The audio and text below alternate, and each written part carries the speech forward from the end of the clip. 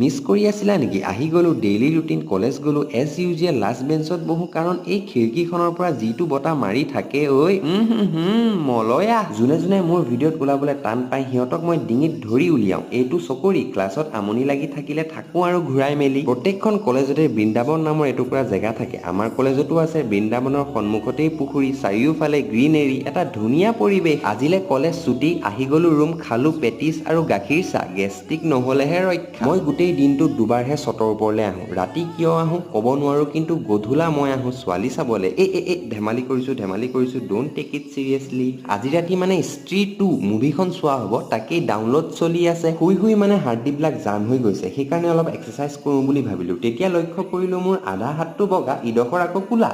Thank U সূৰ্য দেৱতা। আজি মানে ভাতৰ লগত আছে কণী। বাহিৰৰ পৰা ইম্পৰ্ট কৰি অনা হৈছে যে, সেইকাৰণে মানে কণীৰ ডিজাইনটো অলপ চেঞ্জ হৈ গৈছে। এতিয়া মই চাওঁ মুভি। আজিলে বাই।